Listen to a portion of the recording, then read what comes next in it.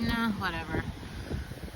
So this may be like a weird topic, but I still want to cover it anyway because I think that I think it's true. So I said that I was going to talk about like this idea of who was it? It was, well, actually no. It's Kanye West, Jay-Z, and it's like who's the most influential rap person, right? And I saw it was a really interesting conversation because I hadn't heard it before. I don't know, like I hadn't heard. I'm gonna try to lift this up just a little bit. It just feel like it's kind of low. I don't know if that's actually helpful at all, but whatever.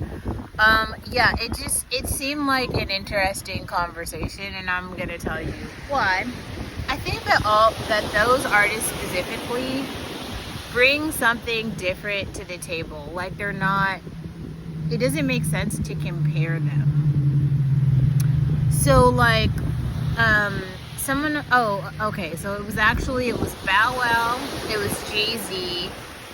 And then I feel like I saw some compilation where Chris Brown also has an opinion on this, and he basically says like someone asked if Kanye West or Pharrell was better, and then now someone else has put in something that was like, oh well, actually let's talk about Drake versus T-Pain. So it looks like T-Pain says Drake should retire.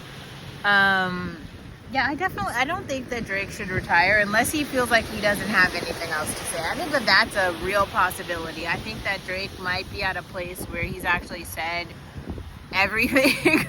Like he just doesn't have any new experiences to catalog, and that could be real. If that's the case, I do think that Drake should, he should go live and to have more experiences and then continue to tell those, because there's been some great Drake eras, and whatever Nokia was, I mean, I thought Nokia was fine. I didn't think it was like bad or good or whatever, but there's other people who thought it was great.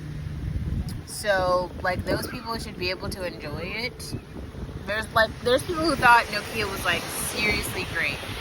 And who are you to like try to take that from those people? But also I want to talk about this idea of like Bow Wow being a superstar, but Jay-Z not being a superstar, and instead Jay-Z being more like, I don't know how he described it.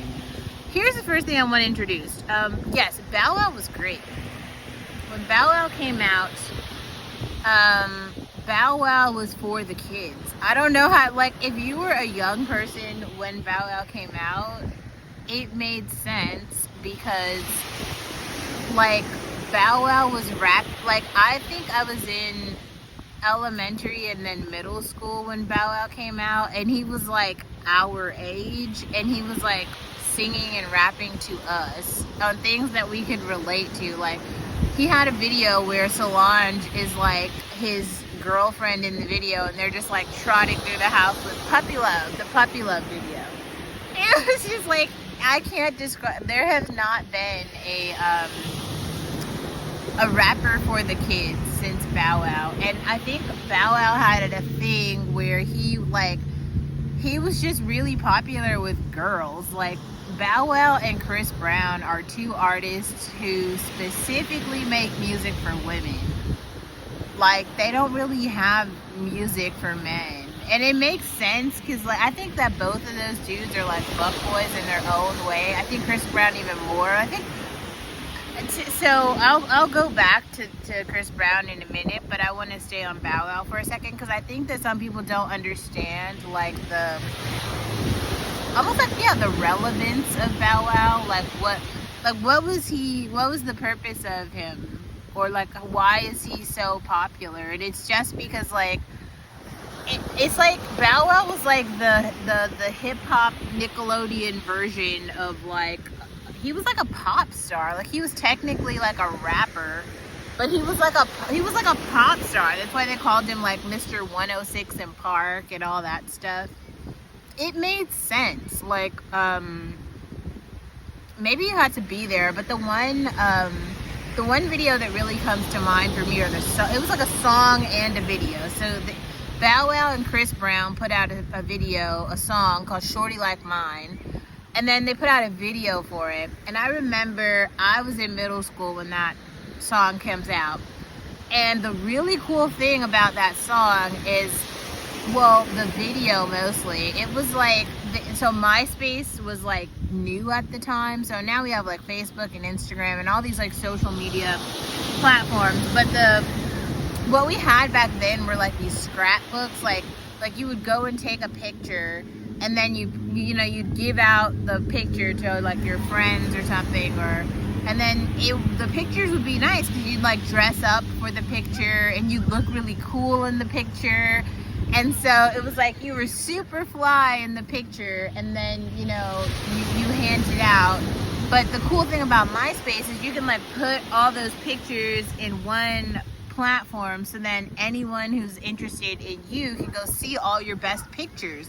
Just that concept was like so new, and it was just so cool. Like, I think people are just bypassing how cool that was. And in the Shorty Like Mine video, it's basically like Chris Brown and Bow Wow exploring all of these girls' profiles from all over the world.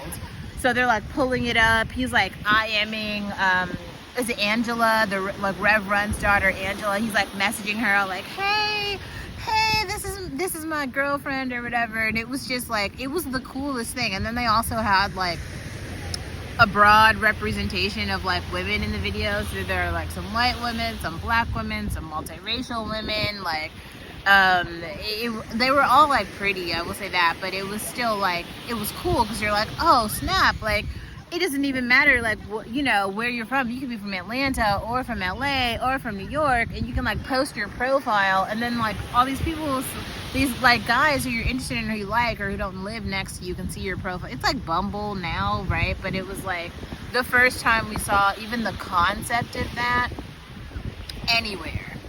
And that was very novel and cool, and he had a song about it. So it was just and there was just a bunch of like hits like that. Like I think he had a song like What's My Name, What My Name Is, and he's like Bow Wow, and he had the little shimmy like dance, and so that dance became cool. There were just all of these things about that particular moment in time that were super cool. And I think that like if you were there, you totally get it, because there was all this fandom around it. Like, and then they had the concert, the Scream tour, and then they had B2K, who was also super cool, and they were like the cool pop dudes who were just like saying things, and they were saying things to like the urban audience, right? So it was like it was everybody who wasn't white, basically. You could like jam to it. Like Bow Wow was like Bad Bunny now. Like, that's how popular he was. He was like so popular, like extremely popular. And it's incredible because he was like super popular in America. So all of it together, I get it. Like totally, Bow Wow's a superstar. But I think that he was, so the guy who says this is comparing it. He's like, but by contrast, Jay-Z is not. And I think that like that is it's not that it's weird, it's more like not telling the whole story, because like I think Jay-Z makes music for adults, because when he started making music, he was an adult. Didn't he start at 28? So starting at 28, like what he's talking about is just different. He's at a different place in his life.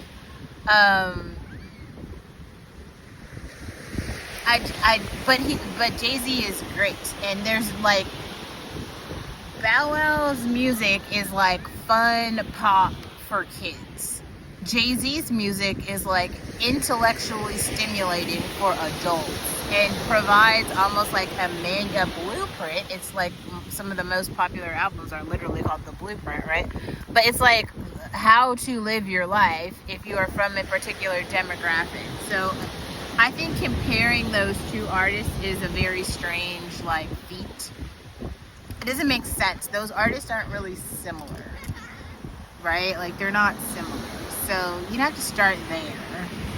And then there's like more like I think that there's a whole bunch of things about Jay-Z and like what the type, like how can you say it? Like Jay-Z and Diddy did this too, but there are a bunch of these artists from New York who made like flamboyant rap and video vixens a thing.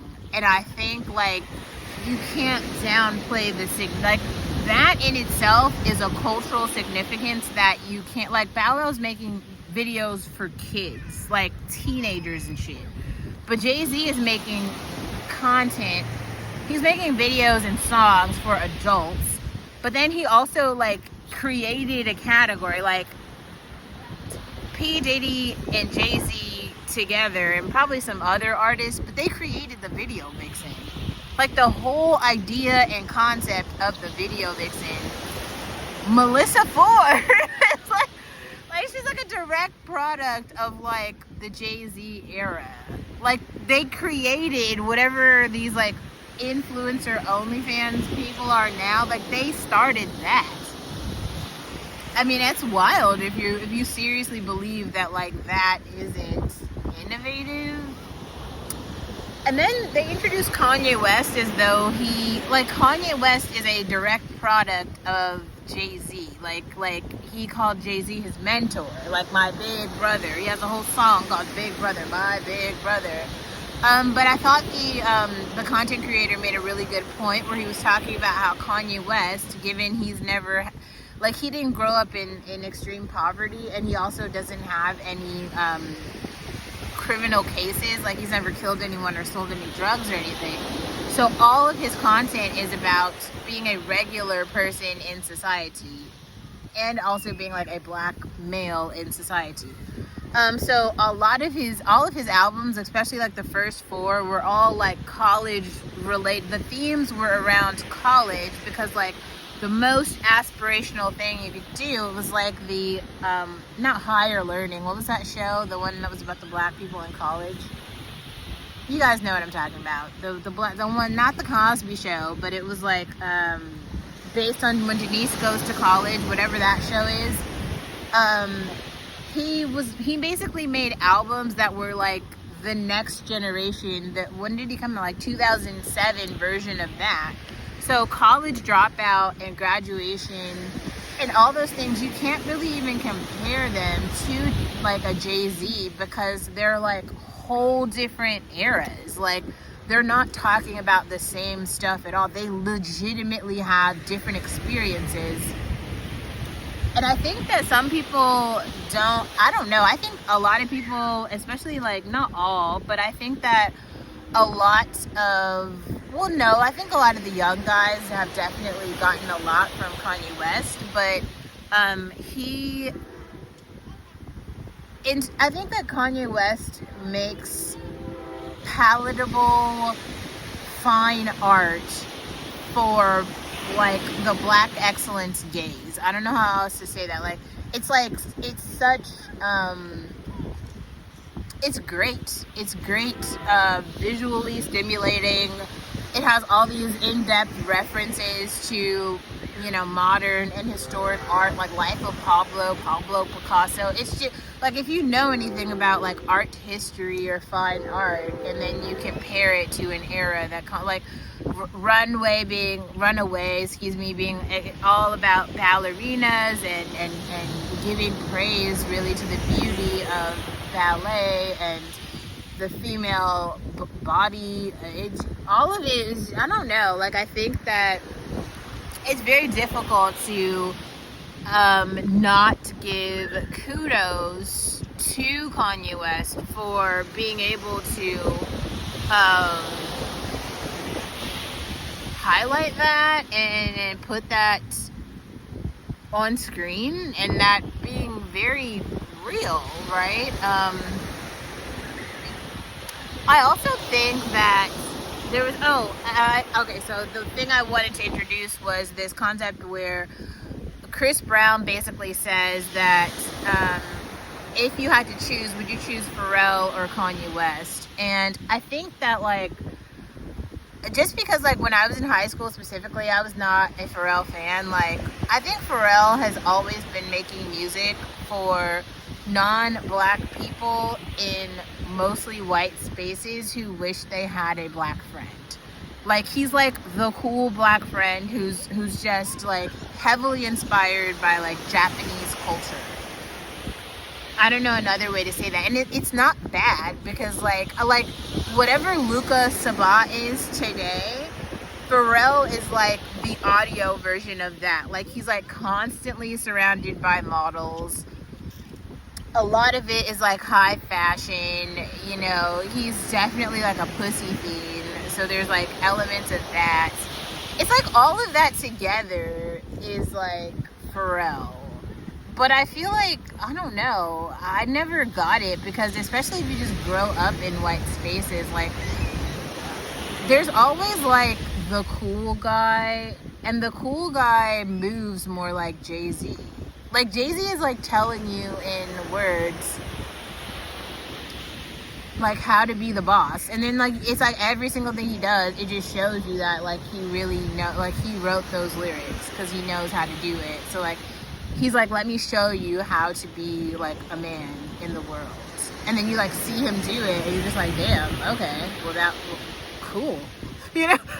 Like wow, he like told us how to do it and then he did it. Like, it's like, there it is.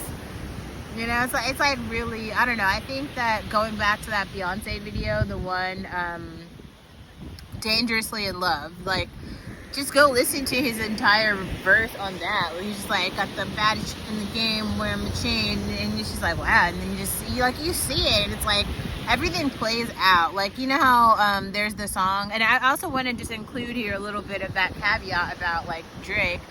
I think that Her Loss, for me, like, I think Take Care is the best Drake project by a long shot. But as I go back and I listen to Her Loss, there's some really good tracks on that, which describes some things in pop culture that a lot of other people miss. Specifically, there's like Hours in Silence is great, like Minutes in Silence or Hours Over the Wall. Whatever song that is a great song that an experience. But then there's also like Broke Boys. Like, I feel like a lot of people are believing these rappers, especially the drill rappers, as they like murder each other and then other people, and they're making this content about it, and it's like there's no monetary anything. Like, he's like, you know, you're talking about how you have all this wealth, but you're living off of your girl and you live in a condo. And it's like, yeah, I know. If you live in the real world, you're like seeing this. Like, these men they're not even men. They're like actual boys. I think that song was a really nice call out that made some sense. I also liked on the Bullshit song, the BS. I didn't get it in the beginning. I think I get it now. I also liked, it was like there's a couple tracks on that album which are just like, wow. Like, really the whole project is very cute. I think that 21 Savage brings a certain like level of confidence and like grittiness to the project that's kind of like refreshing in a sense. I don't know. I think it's like, I don't know. I think all of these artists are playing a particular role and they're not in competition with each other. And it's weird to see everyone trying to put them in competition with each other. They're not. Like, they're all like existing, like maybe at the same time, but like I feel like I'd have them all in my library. You know what I mean? Like, I don't know if I'd take one out. Like, I like all of them. So that could just be a me thing, but I feel like a lot more people than just me feel this way. And yeah, I want to write a little bit more about I feel like, I don't know, I feel like I've said enough about it. Maybe I'll just like put the videos in the description box and make a playlist so you can go watch this for yourself to kind of like really understand. But like, these artists they're not even in conversation with each other. Like, they are all talking about different lived experiences because they actually all have different lived experiences. You know? Like, and I think it's important to understand that, like, why are you trying to put people, cluster people together who aren't similar? They're not all trying to make pop music for the same audience. Like, that's just not the case. I don't know. I think that that's fucking interesting. I don't know. Maybe everybody else feels differently, but it's weird because, like, everyone doesn't have to be. It doesn't have to be some competition, and in this case, it's like not. So it's like weird for people to try to make it like it is.